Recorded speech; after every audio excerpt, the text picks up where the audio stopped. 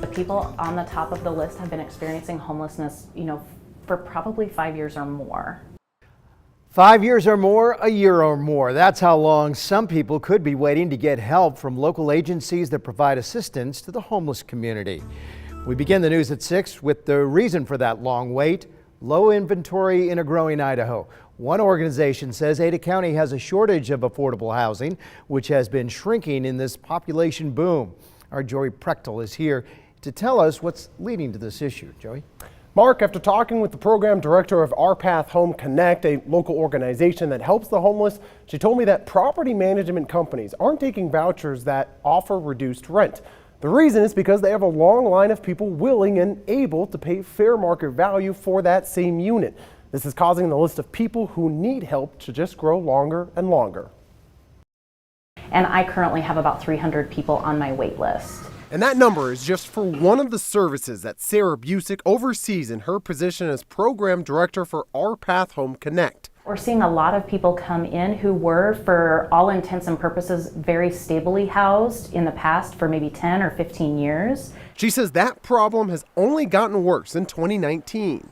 They were stably housed in these kind of subsidized types of units. But what happens is those subsidized units only keep those subsidies for about 15 years before they no longer have to provide that subsidy. This is causing a growing list of people who need help finding an affordable place to live. Busick says one solution is to build more units. Something like Adair, a new affordable housing complex in Boise, where Home Health Connect had 2 units dedicated to them. But 2 units won't solve the problem. There's just not inventory. Affordable housing is an issue Mayor-elect Lauren McLean said on election night that she plans to tackle when she takes office. Of course, in the first 100 days, I want to work with a housing task force to come up with some solutions and policy ideas that we can put into place, or at least share with the public to get feedback on, to see if we can more urgently address affordable housing.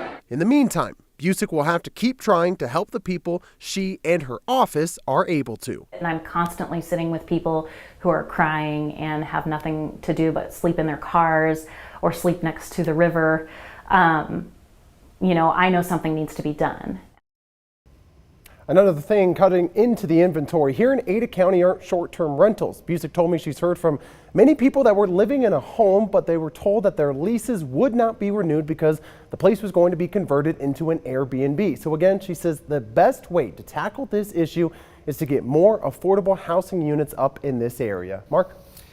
Dave Beater made no excuses when he said this is the toughest issue that he dealt with in his 16 years as mayor.